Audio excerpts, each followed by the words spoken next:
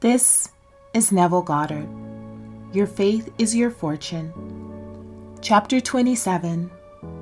A Formula for Victory. Every place that the sole of your foot shall tread upon, that have I given unto you. Joshua 1:3. The majority of people are familiar with the story of Joshua capturing the city of Jericho.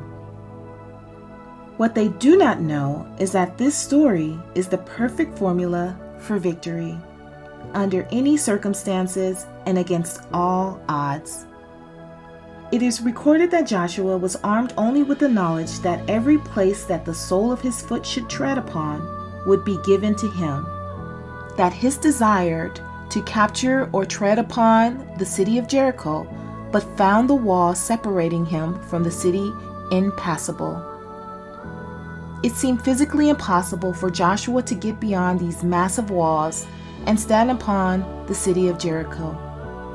Yet, he was driven by the knowledge of the promise that, regardless of the barriers and obstacles separating him from his desires, if he could but stand upon the city, it would be given to him.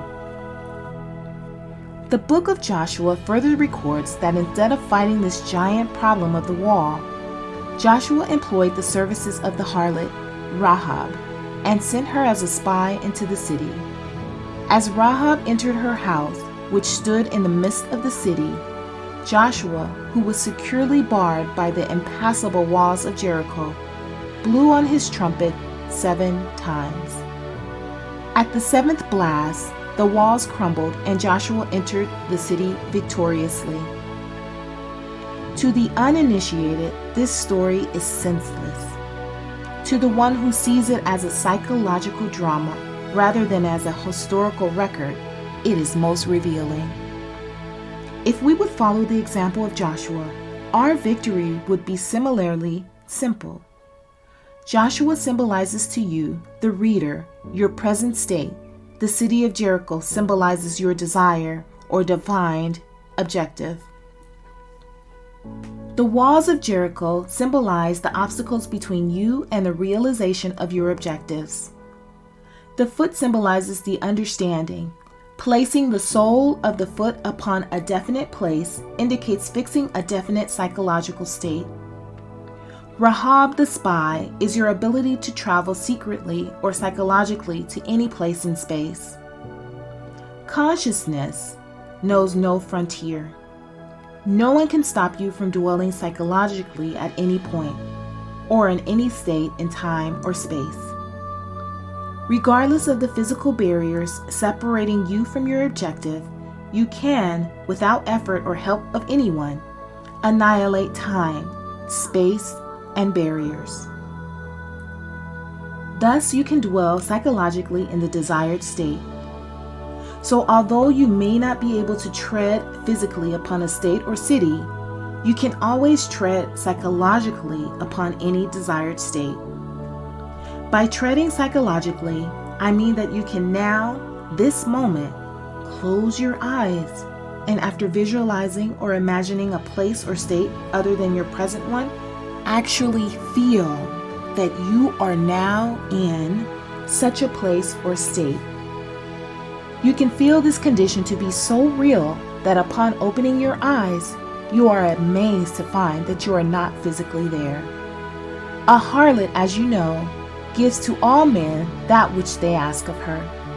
Rahab the harlot symbolizes your infinite capacity to psychologically assume any desirable state without questioning whether or not you are physically or morally fit to do so.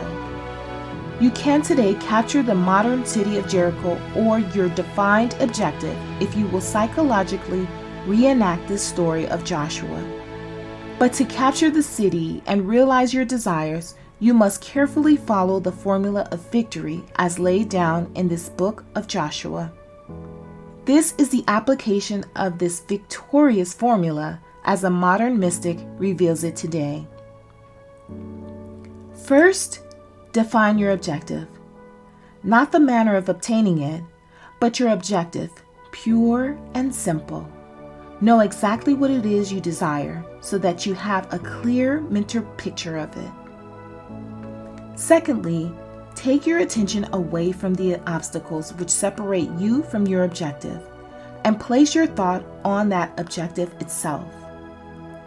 Thirdly, close your eyes and feel that you are already in the city or state that you would capture. Remain within this psychological state until you get a conscious reaction of complete satisfaction in this victory. Then, by simply opening your eyes, return to your former conscious state. This secret journey into the desired state, with its subsequent psychological reaction of complete satisfaction, is all that is necessary to bring about total victory. This victorious psychical state will embody itself despite all opposition.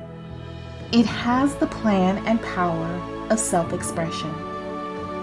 From this point forward, follow the example of Joshua, who, after psychologically dwelling in the desired state until he received a complete conscious reaction of victory, did nothing more to bring about this victory than to blow 7 times on his trumpet.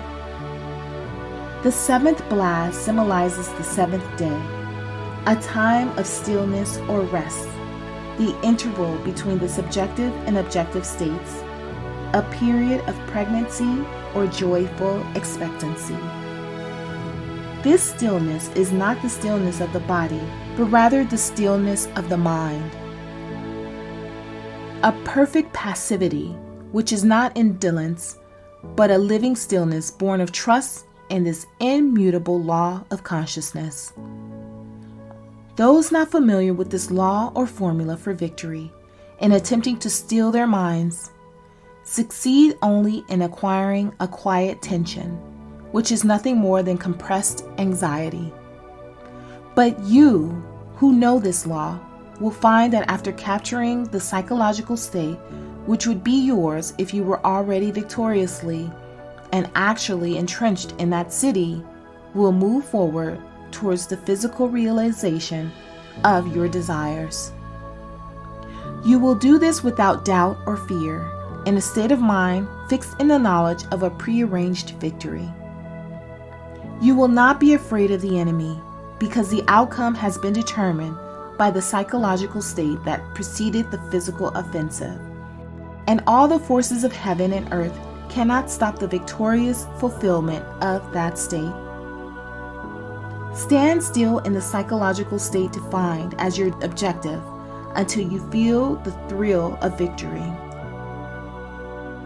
Stand still in the psychological state defined as your objective until you feel the thrill of victory. Then, with confidence born of the knowledge of this law, watch the physical realization of your objective. Set yourself, stand still, and watch the salvation of the law with you. Adapted from Exodus 14:13.